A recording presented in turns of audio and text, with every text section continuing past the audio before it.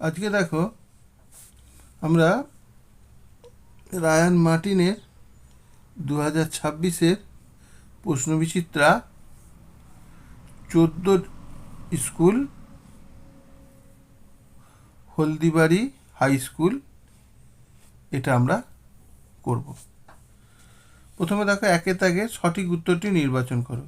প্রথমেই বলা হয়েছে X% বার্ষিক সরল সুদের হারে কোনো মূলধনের X বছরের সুদ X টাকা হলে মূলধনের পরিমাণ কত হবে। তাহলে দেখো 8টা দেওয়া আছে X%, আইটাও দেওয়া আছে X টাকা, আর সময়টাও দেওয়া আছে X বছর। তাহলে আমরা জাস্ট সূত্র বসিয়ে দেবো I = PR/T/100। আয়ের মান হচ্ছে X টাকা, পি এর মান বার করতে হবে, পি বার করতে হবে, আর হচ্ছে X আর টি হচ্ছে X/100। তাহলে কোনাকুনি গুণ করে PX = 100 হলো, পি সমান কত বেরোলো 100/X। এটা বি এর দাগের অ্যান্সারটা হবে, দেখে না এটা তোমার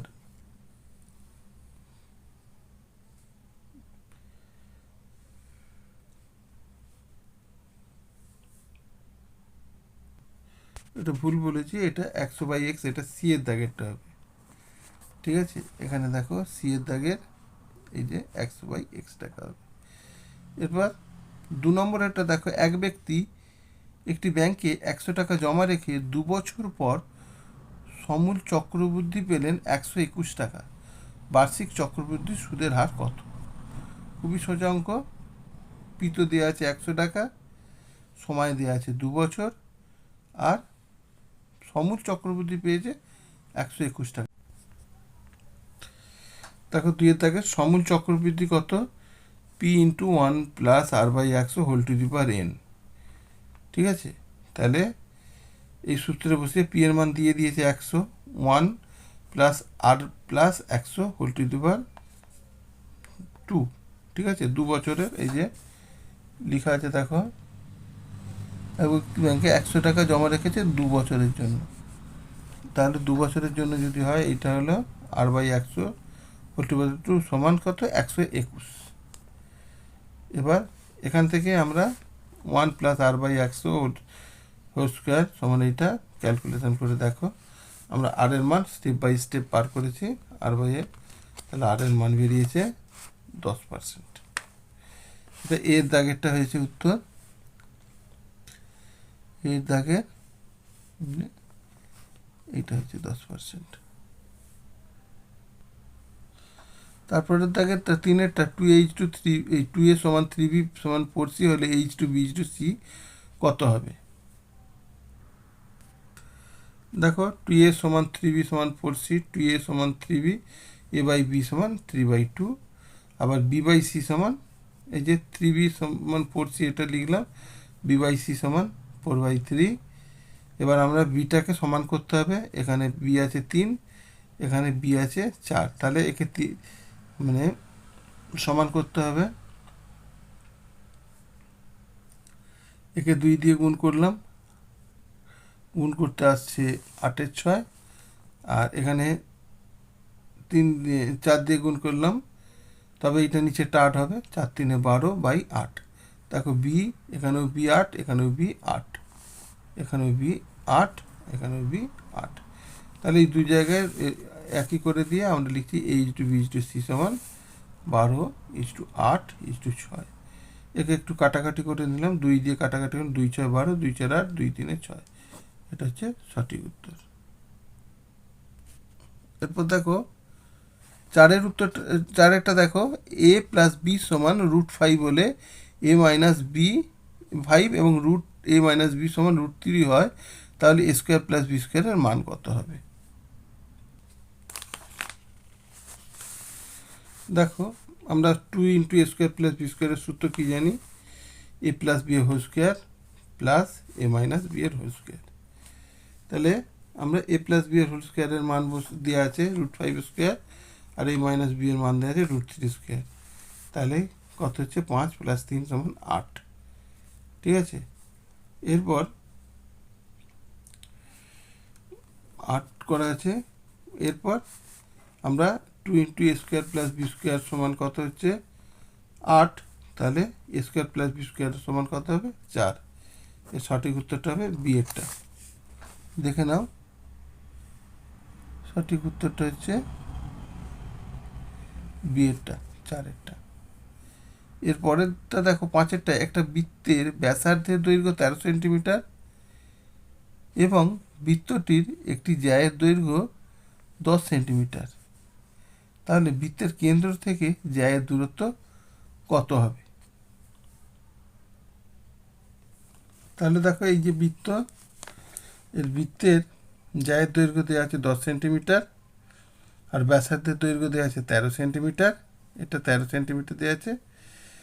তাহলে এই জ্যায়ের দূরত্ব বৃত্তের কেন্দ্র থেকে জ্যায়ের দূরত্ব কত হবে? তাহলে বৃত্তের কেন্দ্র থেকে যে জ্যাটা যাবে সে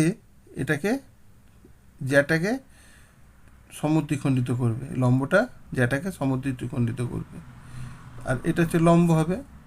কন্ডিশনটাই তো এইটা যে বৃত্তের কেন্দ্র থেকে জ্যায়ের উপর যে সরলরেখাটা টানা হয় সেটা লম্ব হয় প্লাস জ্যাটাকে সমদ্বিখণ্ডিত করে, তার মানে এটা তাহলে 5, এই অতিভুজটা হচ্ছে 13, তাহলে এইটা কি করে বেরোবে?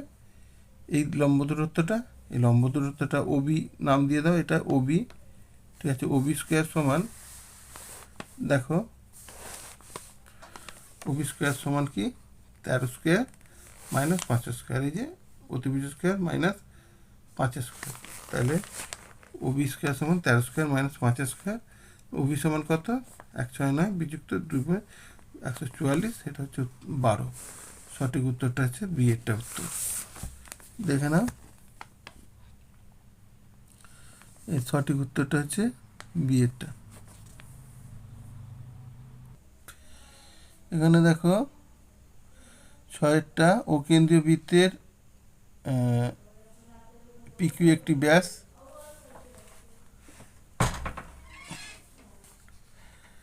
এবং পি আর সমান আর কিউ, আর পি কোণের মান কত এটা বার করতে হবে। দেখে নাও,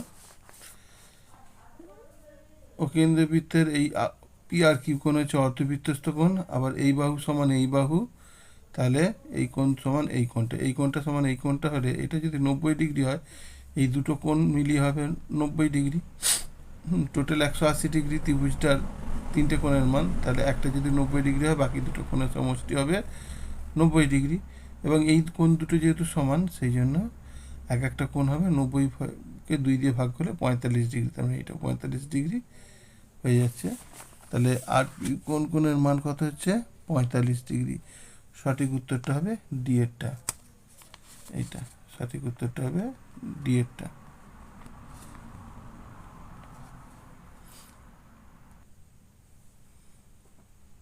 দুইয়ের দাগের একটা দেখো, শতকরা বার্ষিক সরল সুদের হার কত হলে কোনো টাকার 10 বছরের সুদ আসলের 8/5 অংশ হবে? তাহলে ধরি আসলে x টাকা, সময় কত বলেছে 10 বছর, আর সুদটা কত বলেছে যে x টাকার 8/25 অংশ, মানে 8x/25 টাকা। এখান থেকে আমরা সূত্র বসাবো i সমান PRT/100, আয়ের মান বস করে দিচ্ছি 8x/25, তাহলে এখানে পি এর মান এক্স আর টি এর মান হচ্ছে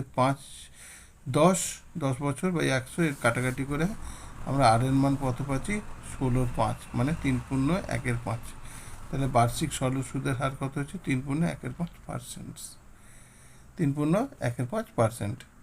এরপর আমরা দুইয়েরটা দেখব। দুইয়েরটা দিয়ে আছে 3x - 5y সমান বাই 3x + 5y সমান 1/2 হলে 3x² - 5y² by 3x² + 5y² এর মান কত?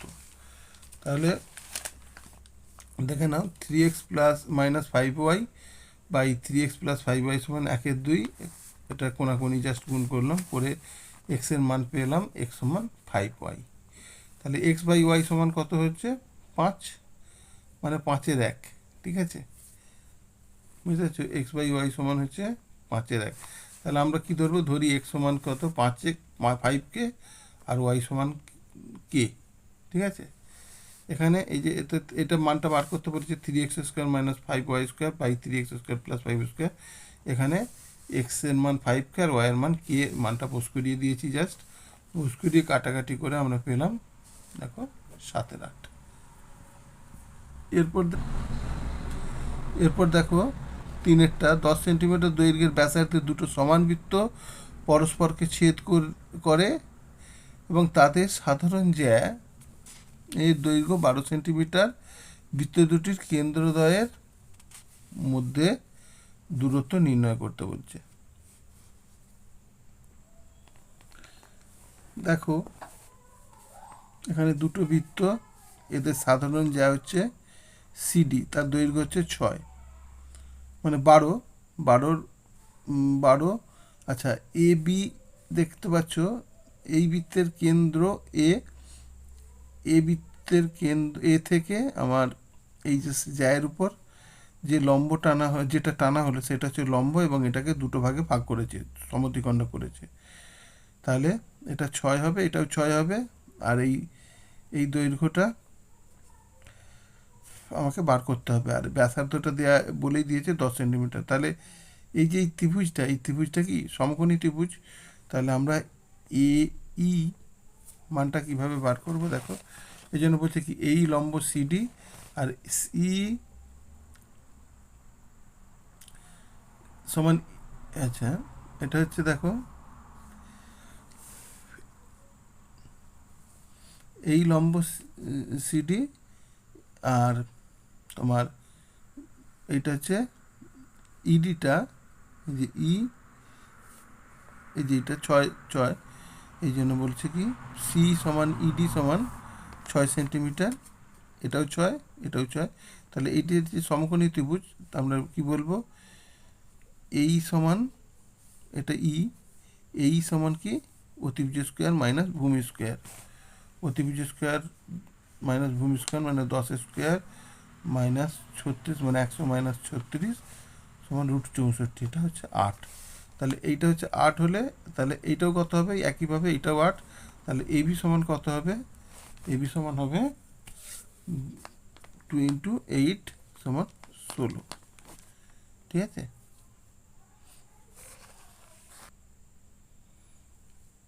দেখো 4-এরটা দেখো,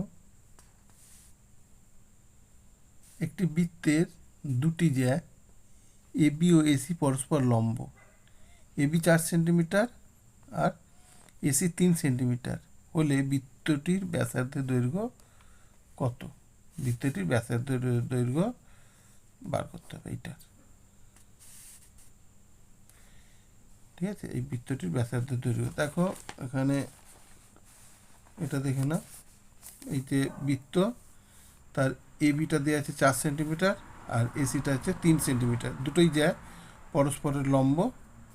তাহলে আমরা বিসি এখানটা এটা অতিভুজ, তাহলে বিসি সমান কি পাবো, বিসি সমান পাবো 4² ভূমি স্কোয়ার প্লাস লম্ব স্কোয়ার মানে 4² + 3² মানে এখান থেকে বিসি সমান পাওয়া গেল 5। তাহলে বৃত্তের ব্যাসার্ধের দৈর্ঘ্য কত হবে, বিসি যদি পুরোটা 5 হয়, এটার ব্যাসার্ধ হচ্ছে অর্ধেক, তাহলে বৃত্তের ব্যাসার্ধ হচ্ছে 5/2 মানে 2 এটা ব্যাসার্ধ 5/2, এটা হচ্ছে 2.5, অর্থাৎ বৃত্তের ব্যাসার্ধ হচ্ছে 2.5 সেন্টিমিটার।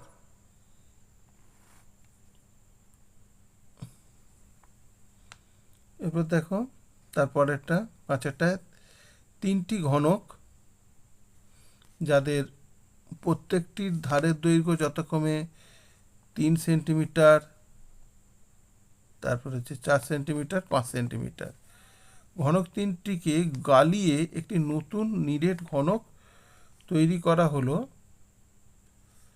নতুন ঘনকটির একটি ধারের দৈর্ঘ্য কত, একটি ধারের দৈর্ঘ্য কত। দেখে নাও 5-এরটা, 3টি ঘনকের আয়তন 3-এর কিউ যুক্ত 4-এর কিউ যুক্ত 5-এর কিউ ঘন সেন্টিমিটার। তাহলে 3-এর কিউ মানে 27, 4-এর কিউ মানে 64 আর 5-এর কিউ মানে 125, তিনটে যোগ করলে হচ্ছে 216 ঘন সেন্টিমিটার। 216 মানে 6 কিউব ঘন সেন্টিমিটার। তাহলে নতুন যে গোলকটা হবে তার নতুন যে ঘনকটা হবে তার একটি ধারের দৈর্ঘ্য কত হবে? 6 সেন্টিমিটার। ঠিক আছে, একটি নতুন যে ঘনকটা হবে তার একটি ধারের দৈর্ঘ্য হবে 6 সেন্টিমিটার।